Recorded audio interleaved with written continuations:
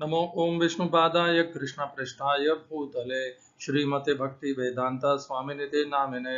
हरे कृष्ण कृष्ण कृष्ण हरे हरे, हरे राम राम राम हरे हरे। श्रील ऐसी भक्ति वेदांत स्वामी प्रभुपाद की जय। आचार्य महात्मा गांधी जी की जय। भगवद गीता 2020 में आपका स्वागत है। चर्चा चल रही है 5वें अध्याय की और अब प्रसंग चल रहा है ज्ञान का। 2-3 श्लोक का ही यह प्रसंग है, फिर भगवान कर्मयोग के विषय में चर्चा करेंगे। पिछले श्लोक में जिसका हम पुनर्कथन अभी करने वाले हैं, भगवान ने उसका आज के श्लोक से संबंध है, कैसे है वो बता देता हूं। न आदत्ते कस्यचित् पापम न चैव सुकृतं विभुः अज्ञानेन आवृतम ज्ञानम तेन मुह्यन्ति जन्तवः। पहली बात तो भगवान इसे मोह मानते हैं। किस चीज को?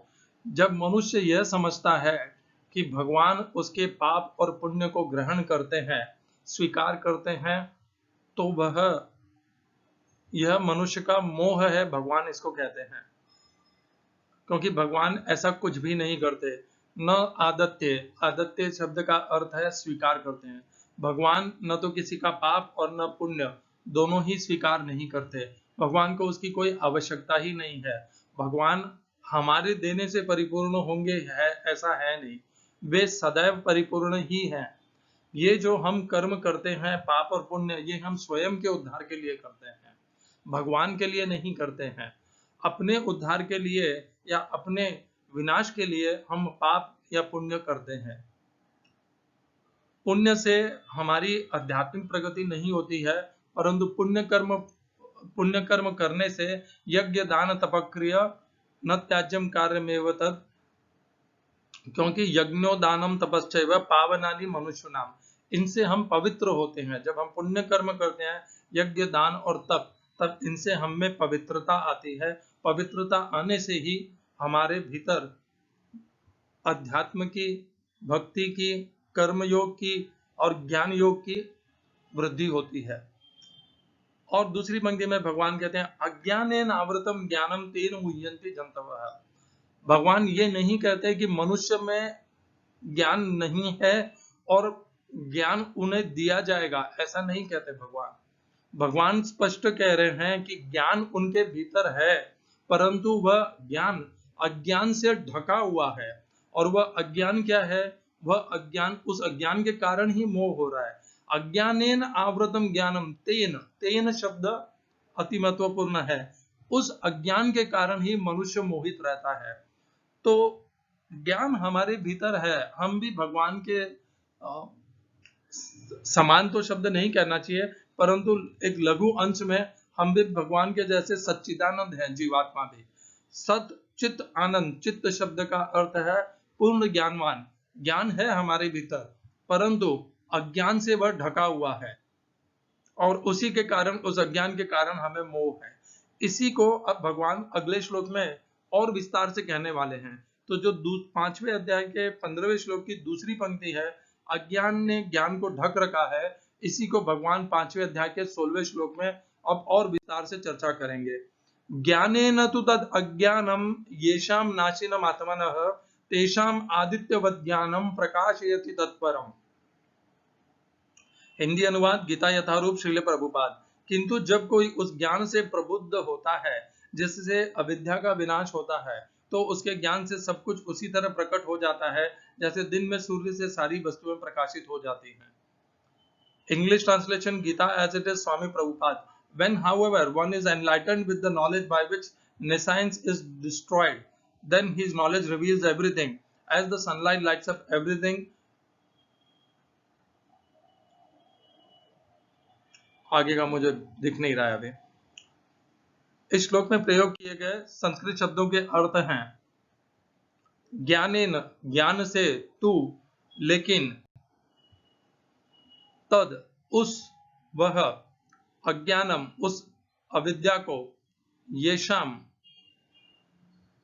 जिनका, नाशितम, नष्ट हो जाती है, आत्मानः, जीव का। दूसरी पंक्ति तेषाम, उनके, आदित्यवत, उदीयमान सूर्य के समान, अर्थात ज्ञान का जो प्रकाश है, आदित्यवत ज्ञानम, ज्ञान को प्रकाशयति प्रकट करता है, तत्परम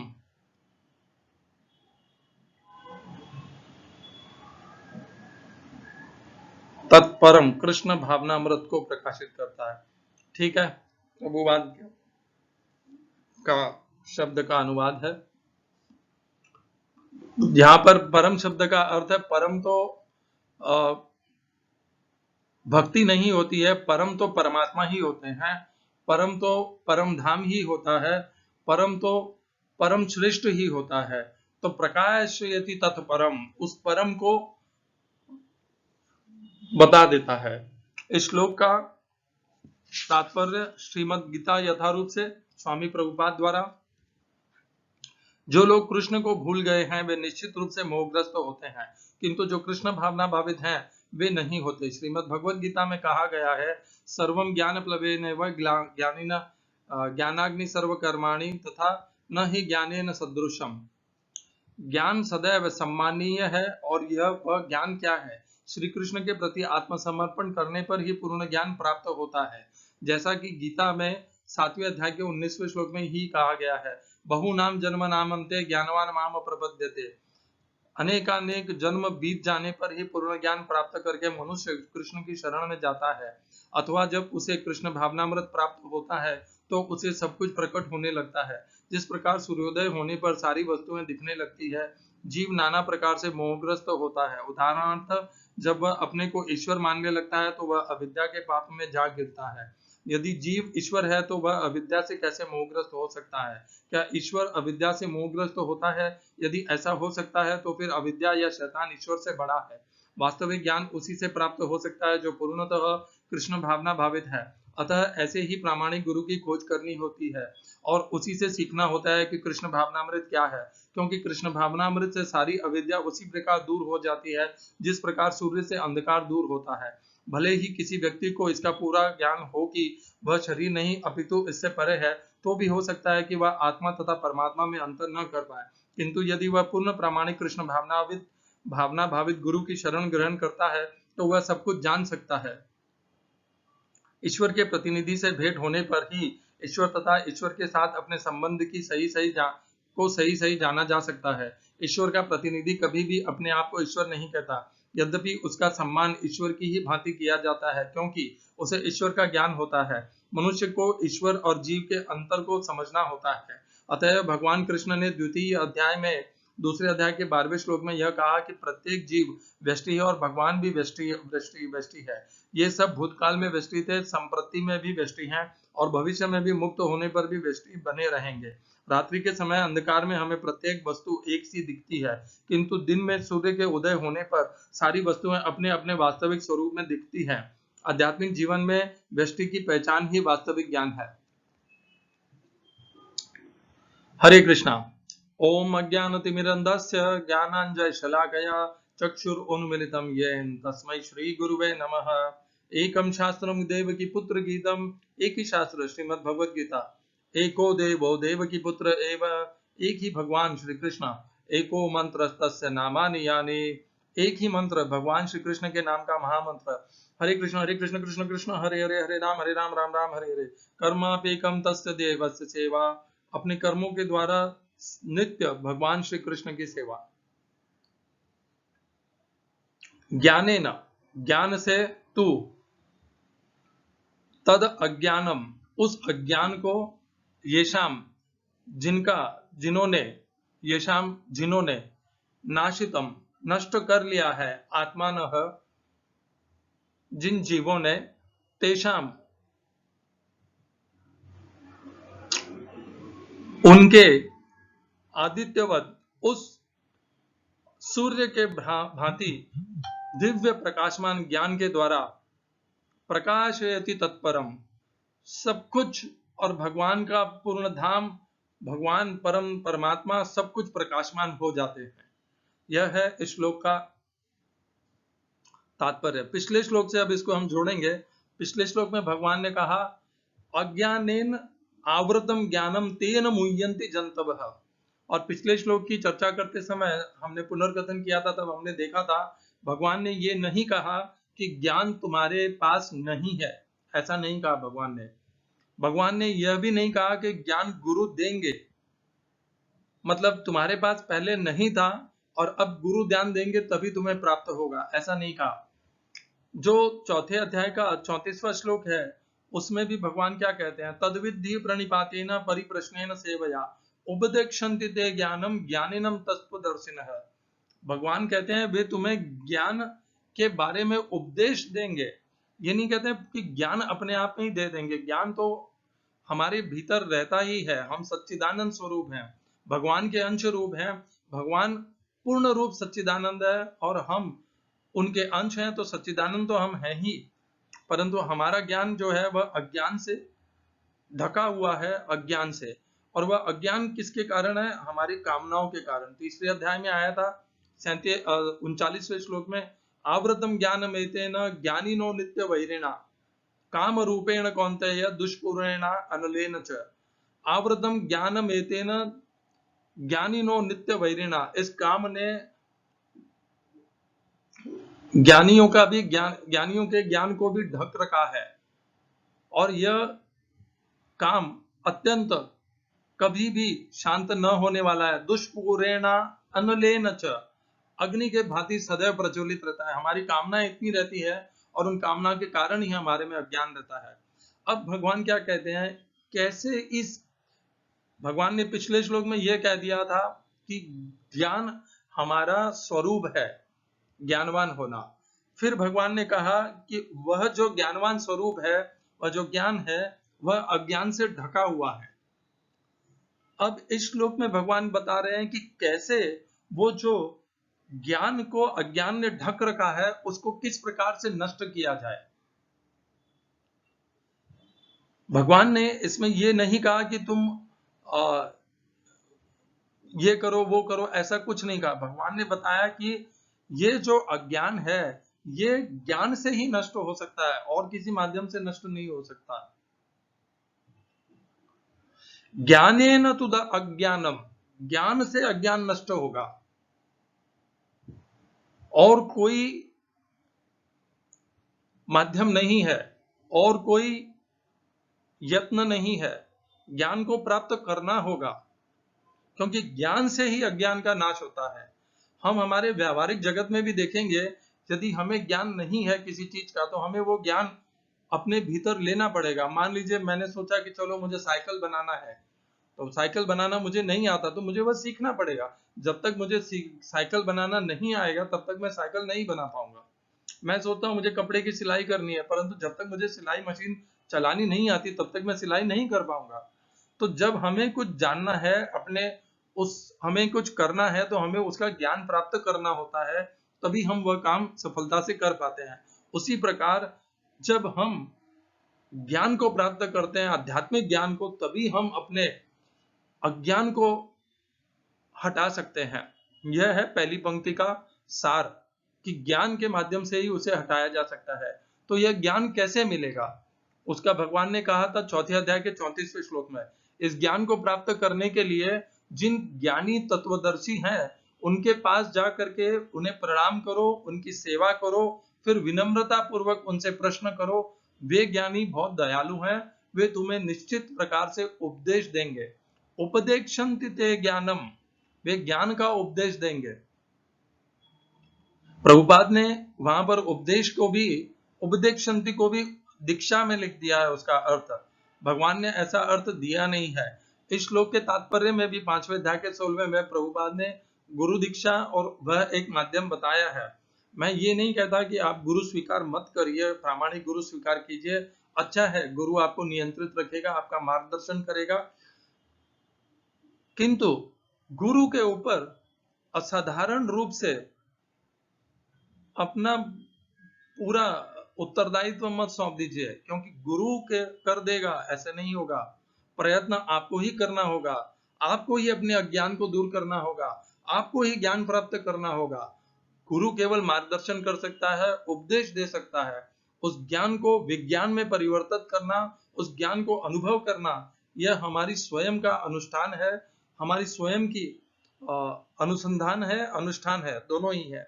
जैसे एक और उदाहरण देता हूं, भगवत गीता तो इस संसार में लाखों करोड़ों प्रतियां भगवत गीता की विस्तृत हो चुकी हैं। हजारों लाखों लोग भगवत गीता के एक एक श्लोक को भी जानते हैं, कंठस्थ भी है लोगों को, फिर भी इतना अज्ञान क्यों है? वह मनुष्य उसको पचा क्यों नहीं पाते? क्योंकि उन्होंने उसे रटा है, उसे विज्ञान के जैसे अपने अनुभव के द्वारा सिद्ध नहीं किया है। अनुष्ठान कीजिए, स्वयं के ऊपर प्रयोग कीजिए, भगवत गीता को, ज्ञान को केवल कंठस्थ मत कीजिए। और इसका एकमात्र उदाहरण महात्मा गांधी जी हैं, जिन्होंने भगवत गीता को कंठस्थ नहीं करने में अपना समय व्यर्थ, जीवन नहीं व्यर्थ किया। उन्होंने भगवत गीता के एक एक श्लोक को प्रयोग में लिया, अपने जीवन में प्रयोग करके उसे सिद्ध किया, सिद्ध करके अपने व्यवहार में और अपनी जीवनी में उन्हें उतारा। महात्मा गांधी का जीवन भगवत गीता के अनुसार 100% उसी के अनुसार है, और भगवत गीता का इस जगत में महात्मा गांधी के अतिरिक्त और कोई दूसरा उदाहरण उनसे श्रेष्ठ नहीं हो सकता। जिस प्रकार भगवान अर्जुन भगवान को कहते हैं 11वें अध्याय में कि आपसे बढ़कर के कोई है ही नहीं, तो आपके समान भी कोई नहीं है, तो आपसे बढ़कर के कैसे होगा? पितासि लोकस्य चराचरस्य त्वमस्य पूज्यस्य गुरुर्गरीया न तो समोस्ते भयधिक कुतोन्यः लोकत्रयेप्य अप्रतिम प्रभाव। आपके समान भी कोई नहीं है, तो आपसे बढ़कर के कैसे होगा? उसी प्रकार महात्मा गांधी के समान भी कोई गीता को अपने जीवन में उतारने वाला नहीं है, तो उनसे बढ़कर के कैसे होगा? खैर, हम पुनः आ जाते हैं इस श्लोक पर। तो भगवान ने पहले श्लोक में कहा, पहली पंक्ति में कहा, ज्ञान से ही उसका नष्ट होगा। फिर क्या कहते हैं भगवान? जैसे ही यह ज्ञान उस मनुष्य में प्रकाशित होगा, उसे सब कुछ सत्यव्रत प्रामाणिकता से उसे दिखने लग जाएगा, वह जान लेगा परम, सब समस्त परम अध्यात्म को, परमात्मा को, भगवान श्री कृष्ण को, अपने को, सब कुछ वह जान लेगा। तेषाम आदित्यवद ज्ञानम, उस ज्ञान के द्वारा, वह जो प्रज्वलित प्रकाशमान ज्ञान है, उसके द्वारा प्रकाशयति तत्परम, वह सब कुछ उसे, उसके लिए सब कुछ फिर मोह नहीं रहेगा, उसमें किसी भी बात कुछ भी मोह नहीं रहेगा। इसी के लिए भगवान ने चौथे अध्याय के 35वें श्लोक में भी ज्ञान का इसी प्रकार वर्णन किया था कि यदि तुमने वह ज्ञान पा लिया ना, यज ज्ञात्वा न पुनर्मोहम एवं यास्यसि पांडव येन भूतान्यशेषेण द्रक्ष्यस आत्मनि अथो यही। एक बार इस तत्व ज्ञान को, इस आदित्यमय ज्ञान को हम प्राप्त कर लेते हैं, तो फिर पुनः हमें मोह कभी नहीं हमें छू सकता, हमें कभी मोह हमें वश में नहीं कर सकता। इस श्लोक को हम कुछ और श्लोकों के साथ जोड़ करके देखेंगे, इसका अर्थ और विस्तार से जानेंगे। तो है चौथे अध्याय का 39वां श्लोक, जहां पर भगवान ज्ञान की ही चर्चा कर रहे हैं। श्रद्धावान लभते ज्ञानम तत्पर संयतेन्द्रिय ज्ञानम लब्ध्वा पराम शांतिम अचिरेणाधिगच्छति। तो 3 लक्षण या गुण भगवान ने बताए हैं, जिनको ज्ञान प्राप्त करने के लिए जो आवश्यक है। पहली श्रद्धा, आदौ श्रद्धा, श्रद्धावान होना आवश्यक है। दूसरा, लभते ज्ञानम, उसे ज्ञान का लाभ होता है। क्या होना चाहिए उसमें? तत्पर है, वह सदैव अपने कर्म के प्रति सजग, जागरूक और कर्म में प्रवृत्त होना चाहिए। आलसी, प्रमादी, निद्रा और मनोरंजन, इन सब में वह अपना समय व्यर्थ नहीं गंवाना चाहिए। उसे वह सदैव अपने कर्मयोग, अपनी भक्ति योग और ज्ञान योग के प्रति सदैव समर्पित रहेगा, 100% समर्पित रहेगा। दूसरा गुण था तत्पर है। तीसरा, संयत इंद्रिय, उसने अपनी इंद्रियों के ऊपर पूर्ण नियंत्रण पा लिया होगा। ये 3 लक्षण है। जब ये 3 लक्षण होंगे, तभी वह, जिसका भगवान ने 5वें अध्याय के 16वें श्लोक में जिस ज्ञान का जिक्र किया, चर्चा की है, ज्ञानेन तुद अज्ञानम, और फिर कहा तेषाम आदित्यवद ज्ञानम प्रकाशयति तत्परम। तो वह जो आदित्यवद ज्ञानम है, वह उसे ही प्राप्त हो सकता है जिनमें ये 3 चिन्ह या लक्षण हो। पहली श्रद्धा, दूसरा तत्पर, तीसरा इंद्रियों के ऊपर नियंत्रण। तो इसको पुनः अपने स्मरण में कर लीजिए कि यह ज्ञान अपने आप प्राप्त नहीं होगा, ये 3 लक्षण होंगे, तभी वह ज्ञान की वृद्धि होगी, ज्ञान की सिद्धि होगी। और क्या कहा इसी श्लोक में दूसरी पंक्ति में, ज्ञानम लब्ध्वा पराम शांतिम अचिरेणाधिगच्छति। देखिए परम शब्द यहाँ पर भी भगवान ने प्रयोग में लिया। जब भी ज्ञान प्राप्त होता है तो परम परमात्मा, परम धाम, पराम शांतिम सब कुछ प्राप्त हो जाते हैं। और एक श्लोक से इसको जोड़ करके हम इसका अध्ययन करेंगे। तीसरे अध्याय का 39वां श्लोक है यह। यहाँ पर भगवान इस इन श्लोकों में काम कि काम कैसे हमें प्रभावित करता है, हमारे अंदर अज्ञान बढ़ाता है, इसकी चर्चा कर रहे हैं। मैंने अभी यह श्लोक कहा भी था आपको। आवृतम ज्ञानम एतेन ज्ञानिनो नित्य वैरिणा काम रूपेण कौन्तेय दुष्पूरेण अनलेन च। उन ज्ञानियों के ज्ञान को ढक रखा है उनके नित्य वैरी ने। कौन है उनका नित्य वैरी? काम। काम रूपेण, यह काम रूपी ही, यह काम उनका नित्य वैरी है ज्ञानियों का। उस काम ने उनके ज्ञान को ढक रखा है। यहाँ पर भी भगवान ने वही कहा जो भगवान ने 5वें अध्याय के 15वें श्लोक में कहा, आवृतम ज्ञानमेतेन ज्ञानिनो नित्य वैरिणा। वहां पर भी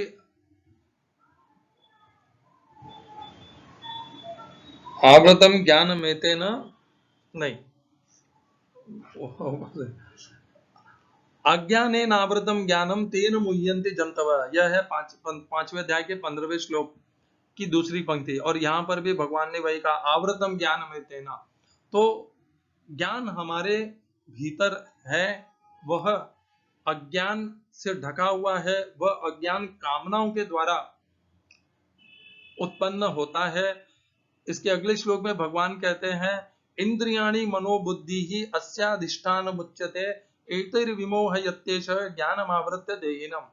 इंद्रियां, मन और बुद्धि ये तीनों निवास स्थान है काम के, जहां पर वह निवास करके इंद्रियाणि मनोबुद्धि ही अस्याधिष्ठान मुच्यते एतैर्विमोहयत्येष ज्ञानमावृत्य देहिनम्। वहां पर निवास करके वह काम ज्ञान को ढक देता है और ढक करके मनुष्य को मोहित करता है।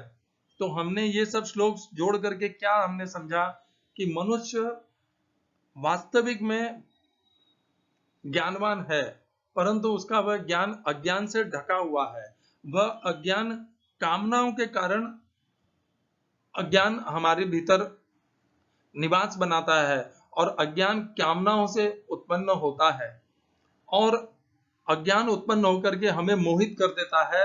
जो वह अज्ञान है वही हमें सत्यप्रत और प्रामाणिक लगने लगता है और जो वास्तविक ज्ञान है उसे हम पूर्णतया भूल जाते हैं, उससे उसके प्रति हम विस्मृत हो जाते हैं।